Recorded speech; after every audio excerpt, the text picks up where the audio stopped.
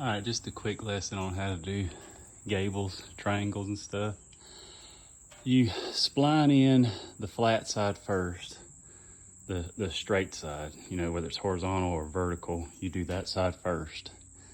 And so on this bottom one here, I'm gonna do this first. I might just pin it up right there so that I can get it to, you know, lay, you know, not droop all over the thing and get in my way, but you wanna get this first. And now I'm about to go over here and pull it straight across tight and just put two little pieces at that side to straighten it out.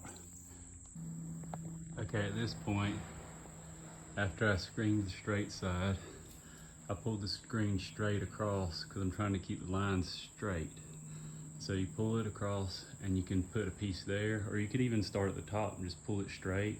Just punch in a piece, don't roll it in, just punch in a piece. Go down another 2 feet to pull it straight across, punch in another piece. You don't roll it in though, because if you roll it, it'll start to curve.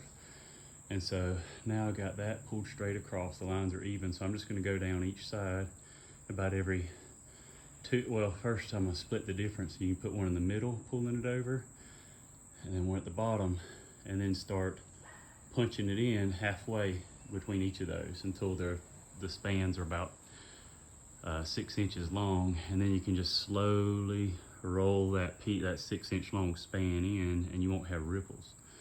But yeah, so you start with the flat side, you pull straight across, pop it in over there, then you start and you pull it, go halfway, pull straight across, punch it in, halfway across, punch it in, and then split each of those like halfway between that, and just keep doing the halfway mark, punching it in, and then when those are shorter, you roll it in slowly, back and forth, slowly, until it gets in finally.